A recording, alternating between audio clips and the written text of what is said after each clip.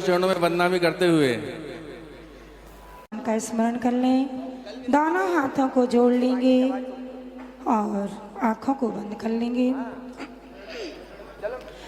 ओम नमो वैरिहंताणम,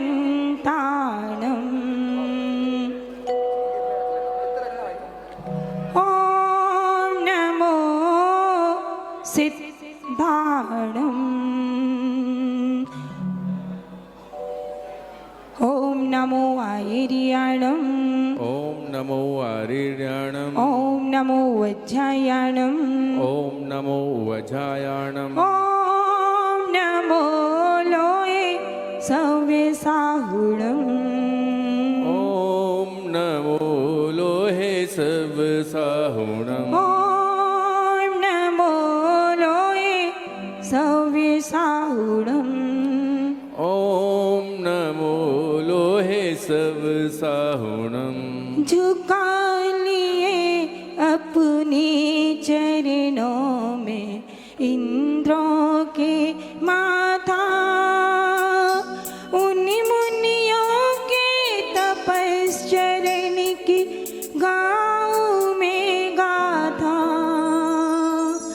सम्यक चारित ध्वज फहराते रत्न त्रयधारी, परम दिगंबर साधु हमारे अनुपम अविकारी, दूध तपे तो घी बन जाता, माटी कलश बने, सोना तप कर शुद्ध कहा था, आत्म सिद्ध बने, तप संयम से जोड़ लिया है जिनने नित्य माथा, उन्हीं मुनियों के तपश्चरण की गाँव में गाथा, झुका लिए अपने चरणों में इंद्रों ने माथा, उन मुनियों के तपश्चरण के गाँव में गाथा, उन मुनियों के तपश्चरण के गाँव में गाथा, उन मुनियों के तपश्चरण के गाँव में गाथा। बोलिए अनंतानंद सिद्ध परमेष्टि भगवंतों की जय। क्या बात है भैया, सभी के हाथ कहाँ होने चाहिए? ऊपर। तो सभी बोलेंगे, बोले देवाने देवी खजरासी पार्श्वनाथ भगवान की, बोलिए वर्तमान शासन नायक श्री वर्धमान भगवान की जय। आचार्य भगवान श्री विद्यासागर जी महामुनि राज की जय। परम पूज्य सूर्य गच्छाचार्य आचार्य भगवान श्री विराग सागर जी महामुनि राज की जय। परम पूज्य भक्तामन वाले बाबा उच्चारणाचार्य 108 श्री विनम्र सागर जी महामुनि राज की जय। महामुनि राज की जय। महामुनि राज की जय। उत्तम तप धर्म की जय। उत्तम तप धर्म की जय। श्रवणी का विमल श्री माता जी की जय। बोलो श्रवणी आरिका 105 विनय श्री माता जी की जय। आरिका संघ की जय।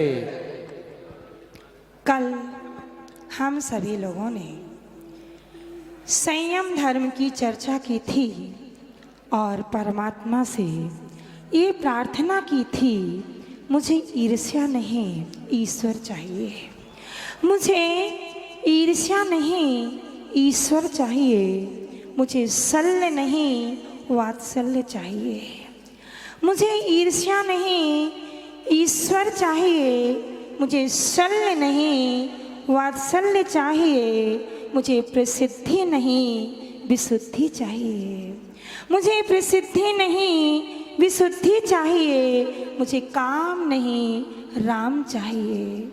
मुझे काम नहीं राम चाहिए, मुझे इंद्रिय विषय नहीं इंद्रिय विजय चाहिए। मुझे इंद्रिय विषय नहीं इंद्रिय विजय चाहिए। मुझे असंयम नहीं मुझे संयम चाहिए। मुझे असंयम नहीं मुझे संयम चाहिए। मुझे असंयम नहीं मुझे संयम चाहिए। कल हम सभी प्रभु के भक्तों ने इस प्रकार की भावना, इस प्रकार की प्रार्थना परमात्मा के समक्ष व्यक्त की थी। आज हम सभी प्रभु के भक्तों को दिन आया है, इतना सुंदर दिन आया है। वो दिन है उत्तम तप धर्म का। तप धर्म तप हम लोगों को क्या सिखलाता है, इसकी आज हम सभी को चर्चा करनी है। तप तकदीर बनाता है, एक अक्सीर जलाता है। तप तकदीर बनाता है, एक अक्सीर जलाता है। दिल गंभीर बनाता है, दिल गंभीर बनाता है। दिल गंभीर बनाता है, दिल गंभीर बनाता है। तब बिन संयम ज्ञान कहा, अन्वय वाला ज्ञान कहा। तप बिन संयम ज्ञान कहा, अनुभव वाला ज्ञान कहा। तप के आते ही हो तप के आते ही ये तन महकाए रे। जीवन है पानी की बूंद कब मिट जाए रे। जीवन है पानी की बूंद कब मिट जाए रे। हानि अनहानि हो हानि अनहानि कब क्या घट जाए रे। जीवन है पानी की बूंद कब मिट जाए रे। तप के आते ही ये तन महकाए रे। जैसे ही हमारे अंदर तप आता है, तप कौन सा तप, कैसा तप? तप आप भी करते हैं, तप हम भी करते हैं। आप करते हैं तप? करते हैं। आप दुकान में तप करते हैं। आज मानो आप लोग सुबह चले जाते हैं, सुबह से शाम तक दुकान में बैठ कर के तप करते हैं। दुकान में बैठ कर के तप करते हैं। आप लोग दुकान में बैठ कर करते हैं और महिलाएं घर में तप करती हैं। महिलाएं घर में तप करती हैं मान, और इस पुरुष दुकान में तप करता है। लेकिन ये तप कौन सा तप है? ये सम्यक तप नहीं है, ये इच्छाओं वाला तप है। कहा है आचार्य भगवान कहते हैं इच्छा निरोधा तपा। इच्छाओं को जीतना, इच्छाओं को निरोध करना, इच्छाओं को समाप्त करना क्या है? तप है। इच्छाओं को जीतना है। आचार्य भगवान कहते हैं जीतना है तो तृष्णा को जीतो। जीतना है तो तृष्णा को जीतो। खाना है तो गुस्सा को खाओ। जीतना है तो तृष्णा को जीतो। खाना है तो गुस्सा को खाओ।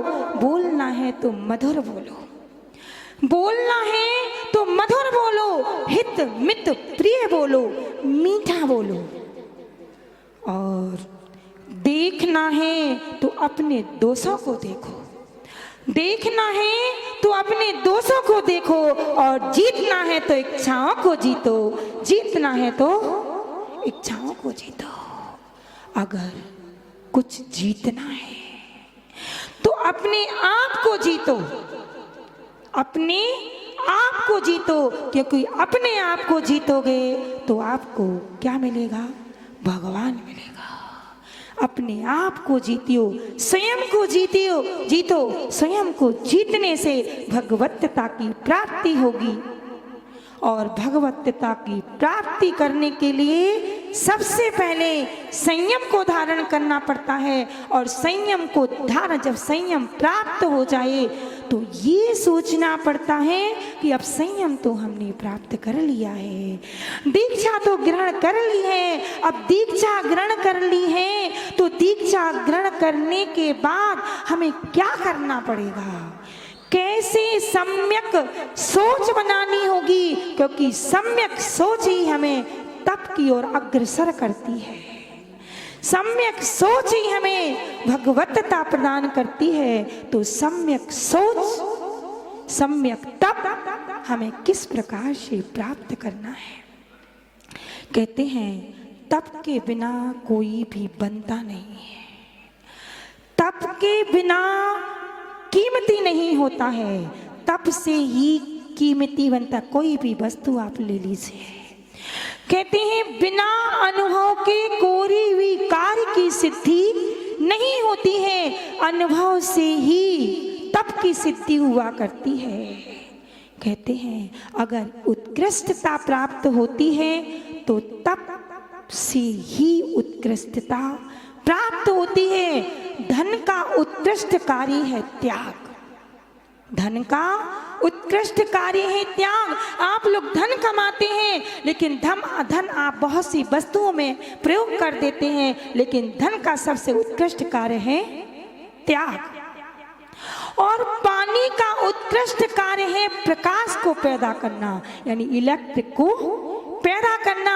पानी तो सभी जगह पड़ा हुआ है, पानी का बेस्ट हम कहाँ कहाँ करते हैं, बहुत सी जगह करते हैं, लेकिन पानी का सबसे उत्कृष्ट कार्य है प्रकाश को पैदा करना। पानी का ऐसे ही बेस्ट नहीं करना। पानी नदी में पड़ा हुआ है, समुद्र में पड़ा हुआ है, हमारे घर में भी पड़ा हुआ है, हम ऐसे ही पानी का बेस्ट कर देते हैं, लेकिन पानी का सबसे उत्कृष्ट कार्य है प्रकाश को पैदा करना, यानी प्रकाश से पानी की कीमत हो जाया करती है। और दूध का उत्कृष्ट कार्य है घी, दूध का उत्कृष्ट कार्य है घी। हमारे पास दूध आया है, हमारे घर में, सबके घर में दूध आता है ना, सबके घर में दूध आता है, लेकिन दूध का उत्कृष्ट कार्य है घी। दूध को हम ऐसे भी पी सकते हैं, दूध को ऐसे ही पी सकते हैं, और दूध अधिक खराब हो जाए तो दूध को हम फेंक भी सकते हैं। और दूध आया है और दूध को हम ऐसे ही पी सकते हैं, दूध को समाप्त कर सकते हैं। और दूध को अगर कीमती बनाना है तो दूध को हम तपा करके उसको कीमती बना सकते हैं। कैसे बना सकते हैं, तो दूध को हम क्या करते हैं, तपाते हैं, और तपा करके मावा बनाते हैं। मावा बना करके एक दिन की उसकी कीमत, एक दिन के लिए वो कीमती हो जाता है, और कीमती हो जाता है, दूसरे दिन भी उसकी मर्यादा हो जाती है। दूसरे दिन हम रसगुल्ला बना करके, रबड़ी बना करके, मावा बना करके हम प्रयोग कर सकते हैं, उसको खा सकते हैं।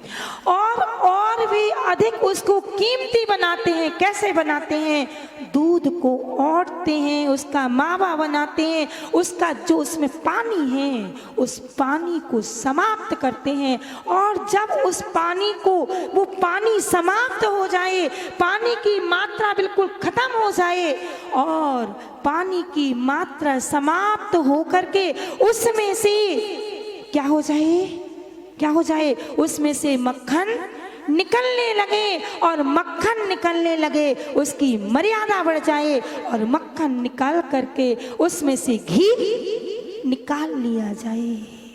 तो दूध का अंतिम कार्य है घी को पैदा करना सबसे अधिक कीमती हो जाता है। यानी घी की मर्यादा कितने दिन की होती है, दूध की मर्यादा केवल 48 मिनट की हुआ करती है। और दूध को अगर तपा लेते हैं तो एक दिन की कीमत हो जाती है। ज़्यादा तपाते हैं, उबाल करके तपाते हैं तो एक दिन की कीमत हो जाती है। और उसी दूध की रबड़ी बना लेते हैं, मावा बना लेते हैं, रसगुल्ला बना लेते हैं तो एक दूसरे दिन भी हम प्रयोग कर सकते हैं। लेकिन उसी दूध को तपा कर उसमें से पानी समाप्त कर देते हैं और बचता है केवल घी। और जब घी बचता है तो वह घी 1 वर्ष तक की उसकी अवधि हो जाया करती है, वो कीमती हो जाता है। जब तक घी का स्वाद नहीं बिगड़ता है तब तक घी की मर्यादा हो जाती है। ऐसे ही ये हमारी आत्मा है, ये हमारी आत्मा है।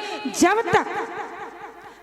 तक हम इस आत्मा को किसमें तप रूपी ईंधन से तपाते नहीं हैं, तप रूपी ईंधन से जलाते नहीं हैं, जब ये इस आत्मा को तप के द्वारा शुद्ध करते हैं, स्वर्ण जैसा कीमती बनाते हैं।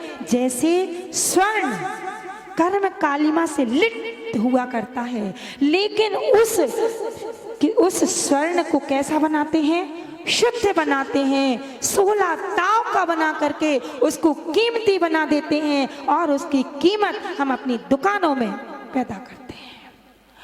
ऐसे ही ये आत्मा, ये मानव का शरीर है, मानव की जो आत्मा है, ये आत्मा तप करके संयम को धारण करती है और संयम को धारण करके अनुभव पैदा करती है और अनुभव पैदा करके अपनी आत्मा को कुंदन बना देती है।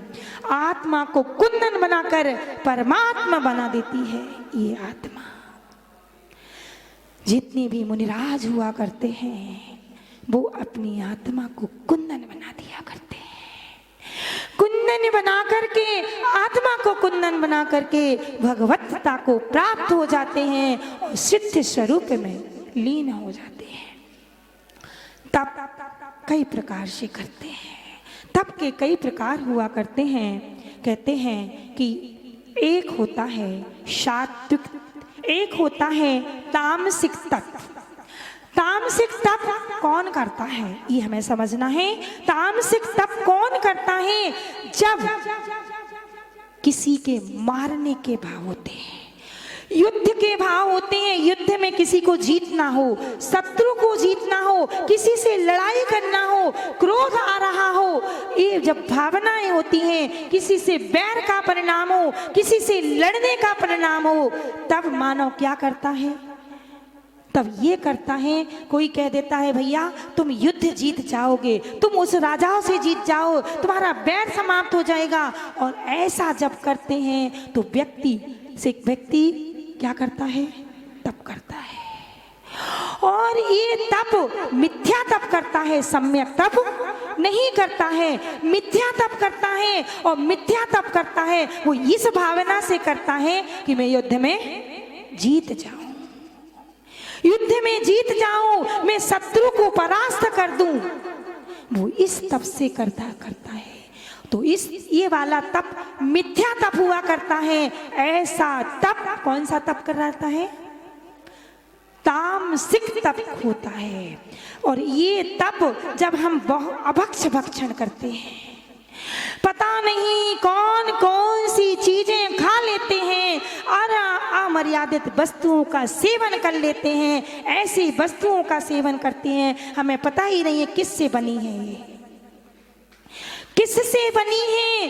रात दिन भक्षण करते हैं, पता ही नहीं है दिन में खाना है कि रात में खाना है। हम मिथ्या तप करते रहते हैं और ऐसा तप करते हैं तो हमारे तामसिक तप पैदा होता है।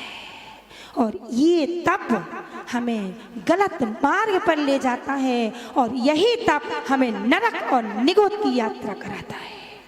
कहते हैं हम लोग छेढ़ाला में पढ़ते हैं ना, ये छेढ़ाला की बात अभी आपको बाद में बताएंगे। दूसरा तप है राजसिक तप। दूसरा तप है राजसिक तप। ये तप सम्मान की जब इच्छा होती है, किसी के सम्मान की इच्छा होती है, प्रशंसा पाने की इच्छा होती है, ख्याति लाभ पूजा की इच्छा होती है, सम्मान से भरा हुआ होता है कि मेरा सम्मान हो, मैं तप करूंगा, मैं उपवास करूंगा, मैं अनशन करूंगा तो मेरा सम्मान करेंगे। आजकल ये बहुत सा सभी लोगों के लिए ये वाला कौन सा राजसिक तप, इसके लिए पता नहीं सुबह से शाम भी अगर कोई कहे कि तुम्हारा सम्मान होना है तो 10-10 उपवास कर लेते हैं, 20-20 उपवास कर लेते हैं। एक ब्रह्मचारी जी थे, ब्रह्मचारी नहीं गृहस्थ ही थे, और वो पूज्य गुरुदेव के पास आए और शिखर जी में जब हम लोग थे, शिखर जी में थे, तो उन्होंने कहा महाराज श्री, आचार्य श्री मुझे उपवास करना है। आचार्य कीजिए कोई बात नहीं। 16 कारण प्रारंभ हो रहे थे और 16 कारण में उन्होंने कहा मैं 32 उपवास करेंगे, और उन्होंने पहले भी कुछ उपवास कर लिए थे। उन्होंने 32 उपवास का संकल्प किया, गुरुदेव के चरणों में श्रीफल समर्पित किया और उन्होंने कहा कि मुझे 32 उपवास करना है। उसमें उनमें बहुत शक्ति थी, इतनी शक्ति थी कि उन्होंने 24 उपवास कर लिए और 24 उपवास तक उन्हें कोई किसी प्रकार की परेशानी नहीं हुई। विचार कीजिए आप लोग कि शिखर जी की वंदना 24 उपवास तक उन्होंने 2-2 वंदना की एक दिन में। विचार कीजिए कहाँ से शक्ति आई होगी।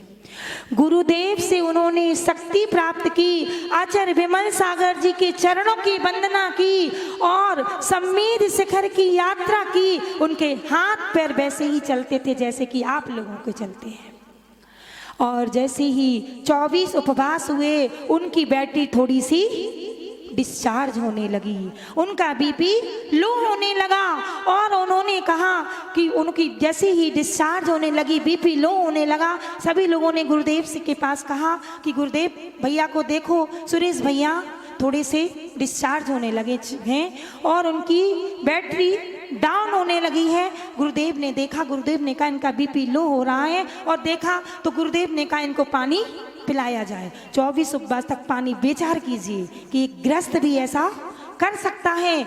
और 25वें उपवास जैसा था, गुरुदेव ने कहा कि पानी पीना है, तुम्हारा बीपी लो हो रहा है, कुछ भी हो सकता है। पता है उन्होंने क्या कहा? उन्होंने कहा कि महाराज श्री आप मुझे एक सोने की चेन दिलवा देना। क्या कहा? एक सोने की चैन दिलवा देना, मुझे पानी नहीं पीना है, मैं तो उपवास करूंगा, क्योंकि 32 उपवास करूंगा तो आप मुझे समाज के द्वारा चैन दिलवा देंगे। और मुझे, क्योंकि मेरे घर में मैंने सोचा था, विचार किया था, मैंने पत्नी से कहा था कि मेरे 32 उपवास हो जाएंगे, मैं चैन लेकर के आऊंगा। उनकी आकांक्षा, उनकी इच्छा किसमें थी? किसके लिए उपवास किए थे? चैन के लिए उपवास किए थे। और चैन के लिए उपवास किए थे, उनकी बैटरी डाउन हुई, बीपी लो हुआ। पूज्य गुरुदेव ने कहा ठीक है, जो होगा देखा जाएगा, अभी तो तुम्हें पानी पीना ही है। और उनको पानी पिला दिया, पानी पिलाया, साथ में डाब का पानी भी पिला दिया, क्योंकि पता नहीं क्या हो जाता। इसलिए आप लोगों से ये कहना है कि उपवास करना, पर फल की इच्छा मत करना, सम्मान की इच्छा मत करना, प्रशंसा पाने की इच्छा मत करना। क्योंकि अगर आप प्रशंसा पाने की इच्छा करोगे, सम्मान की इच्छा करोगे, तो क्या होगा? आपको कुछ भी नहीं मिलेगा, ना चैन मिलेगी, और आप बेचैन जरूर हो जाएंगे, बेचैन जरूर हो जाएंगे। बेचैन की प्राप्ति के लिए आप उपवास मत करना।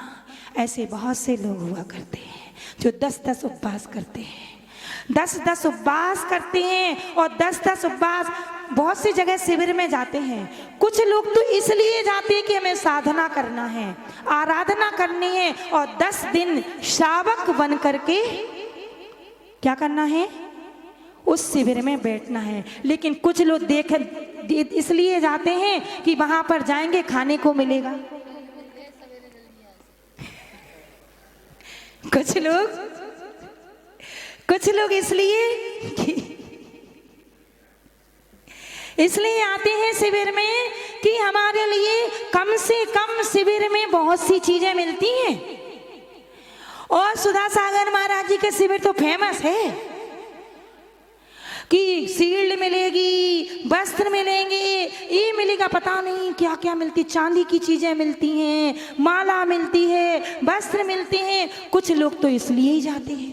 अभी सागर में 5000 शिवरार्थी हैं, जिसमें से 500 लोग ऐसे होंगे जो सही में, 500 भी बहुत कह दिए हमने, कुछ लोग तो छुप छुप कर बहुत सी गलत क्रियाएं भी करते हैं। ऐसा हमने खुद देखा है।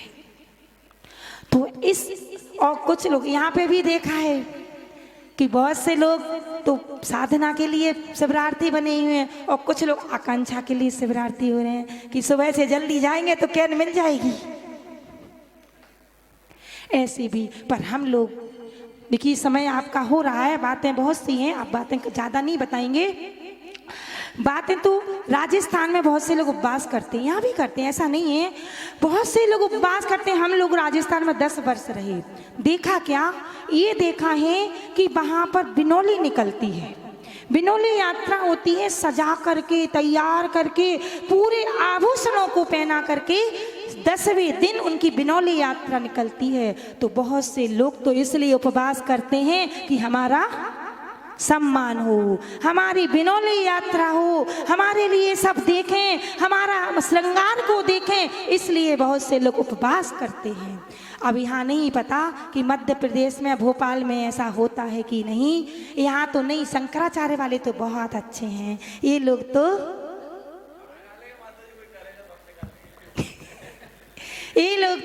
हाँ, कुछ लोग ऐसे हो सकते हैं कि इच्छाओं के लिए तप करते हैं, इच्छाओं के लिए उपवास करते हैं। हमें ऐसी इच्छा करके तप नहीं करना। अगर ऐसी इच्छा करके आप तप करोगे तो तप नहीं होगी, तपन होगा। तप नहीं, वो तपन होगी। और हमें तपन पैदा नहीं करना है। तपन तो सभी लोग कर लेते हैं, तपन तो सभी लोग करते हैं। आप दुकान में बैठ के तपन करते हैं, महिलाएं घर में बैठ के तपन करती हैं, और बहुत से लोग सर्विस नौकरी पर जाकर तपन करते हैं। पर हमें ऐसी तपन नहीं करना है। दो भाई थे, आप लोगों ने नाम सुना होगा, मैं शॉर्ट में बताऊंगी क्योंकि शायद आप लोगों को पता होगा। सोनागिर का नाम सोनागिर क्यों पड़ा? एक का नाम था शुभचंद और एक का नाम था भर्तृहरि। दोनों को बैराग हुआ और उन्होंने दोनों ने सोचा कि मुझे दीक्षा ले लेना चाहिए, और उन्होंने दोनों ने दीक्षा ले ली। एक ने मिथ्या तप किया और एक ने सम्यक तप किया।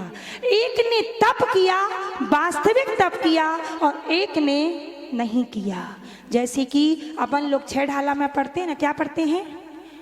कोटि जन्म तप तपे ज्ञान विन कर्म झरे जे, ज्ञानी ते शिव माहि त्रिगुप्ति ते सहज टरे रे, मुनि व्रत धार अनंत बार ग्रह विक उपजायो, पे निज आत्म ज्ञान बड़ा, ज्ञान बिना सुख लेस न पाओ। यानी इस जीव ने अनंत बार मुनि व्रतों को भी धारण किया। सुमेरु पर्वत जैसे पिछी और कमंडल भी उस सुमेरु पर्वत से ढक गए, लेकिन मुनि तो बन गए, लेकिन सम्यक तप नहीं किया, मिथ्या तप को किया। अपनी आत्मा का तप जैसे शुद्ध रूप में होना चाहिए वैसा तप नहीं किया। तो ऐसा तप नहीं किया तो क्या हुआ? करोड़ों जन्म तक तप करते रहे, लेकिन वास्तविक रूप को प्राप्त नहीं कर पाए। तो वैसे ही एक ने मिथ्या तप किया और एक ने सम्यक तप किया। जिसने मिथ्या तप किया 12 वर्ष तक तपस्या की, 12 वर्ष तक तपस्या की, और 12 वर्ष तपस्या करने के पश्चात एक रसायन को सिद्ध किया, और उन्होंने रसायन को सिद्ध करके विचार ये किया कि ये रसायन, इस रसायन को सिद्ध करके मैं ये रसायन जहाँ भी डालूंगा वो सोने का हो जाएगा। वो पत्थर सोने का हो गया, जिस जगह डालूंगा वो सोने का हो जाएगा। तक तपस्या की और एक रसायन बनाया। उस रसायन को बना करके एक मटकी में रख दिया, मटकी में रख दिया वो रसायन। और मटकी में रख करके उन्होंने ध्यान आया कि मेरे भाई ने भी तो दीक्षा ली थी, मेरे भाई ने भी वैराग्य को धारण किया था, उनका क्या हो, चलो उनको जा करके देखते हैं। और जंगल में ढूंढते हैं, ढूंढते ढूंढते ढूंढते ढूंढते एक दिन शुभचंद महाराज मुनिराज तप में बैठे हुए थे और तप कर रहे थे। 12 वर्ष से तप कर रहे थे, अपनी आत्मा का तप कर रहे थे, शुद्धात्मा का तप कर रहे थे, सम्यक तप कर रहे थे और सम्यक तप कर रहे थे। इसलिए उन्होंने जब उनका ध्यान टूटा तो भर्तृहरि ने कहा कि भैया, उनसे कहा कि मैंने 12 वर्ष तपस्या की है और 12 वर्ष तपस्या करके इस रसायन को तैयार किया है। ये रसायन मैं जहां भी डालूंगा, वो जिस स्थान पर डालूंगा वो स्थान, उतना ही स्थान केवल स्वर्णमय हो जाएगा। और उन्होंने उसी समय उस पर निकाल करके थोड़ा सा वो मटका था, मटके में जितना रसायन था वो डाल दिया और वो उतनी चीज स्वर्णमय हो गई। उतनी चीज स्वर्णमय होगी, पत्थर स्वर्णमय हो गया और वो पत्थर स्वर्णमय हो गया। भर्तृहरि ने देखा मेरी तपस्या को कि देखो मैंने 12 वर्ष में स्वर्ण पत्थर भी स्वर्णमय कर दिया। तो शुभचंद मुनिराज थे, उन्होंने कुछ नहीं किया, अपना जो पसीना था, जो तप किया था, अपने शरीर का जो पसीना था उस पसीने को वहां पर डाला और पूरा जितना भी वो जगह थी वो सब कुछ स्वर्णमयी हो गई। पूरा पहाड़ सोने का हो गया। सोनागिर की जो पुस्तक है उस पुस्तक में लिखा हुआ है कि शुभचंद आचार्य ने ये पहाड़ जैसे ही अपने पसीना डाला वैसे ही स्वर्णमय हो गया। तो आप लोगों से बस आज यही कहना है कि हम सम्यक तप करें, मिथ्या तप नहीं करें। हम तप करें, तपन नहीं करें, क्योंकि तपन करोगे तो आपको कुछ भी प्राप्त नहीं होगा। इसलिए जिंदगी बहुत छोटी है, जंजाल बहुत हैं, इच्छाओं के जंजाल बहुत हैं। जिह्वा छोटी है और जुबान बड़ी है। जिह्वा छोटी है, जुबान बड़ी है। जुबान से पता नहीं क्या क्या क्या क्या बोल देते हैं। इसलिए करो प्रभु का जाप, इसलिए करो प्रभु का जाप, लगेगा नहीं कोई पाप। करो प्रभु का जाप, लगेगा नहीं कोई पाप, क्योंकि वस्तु के त्याग से नहीं, इच्छा के त्याग से मुक्ति की प्राप्ति हुआ करती है। इसलिए हमें वस्तु का नहीं, वस्तु के लिए तप नहीं, इच्छाओं के लिए तप नहीं, अपनी आत्मा के लिए, अपने आत्मा को शुद्ध बनाने के लिए तप करना है। क्योंकि लोक में मनुष्य जन्म तपस्त्रैलोक दुर्लभम, मनुष्य में, लोक में मनुष्य जन्म दुर्लभ है। उससे भी अधिक यदि दुर्लभ है तो वो है पांडित्यपन यानी विद्वत्ता, और उससे भी अधिक यदि कोई दुर्लभ है तो वो है जैन धर्म, और उससे भी अधिक कोई दुर्लभ है तो जैन धर्म में आकर के मनुष्य जीवन को पाकर के संयम दुर्लभ है, और उससे भी अधिक अगर कोई दुर्लभ है तो संयम को पाकर के तपस्या करके मुक्ति की प्राप्ति करके भगवान को प्राप्त करना उससे भी अधिक दुर्लभ है। इसलिए ये दुर्लभ जीवन हमें मिला है, संयम पाने के लिए मिला है, तप पाने के लिए मिला है, सम्यक दर्शन, सम्यक ज्ञान और सम्यक चारित्र की प्राप्ति के लिए मिला है।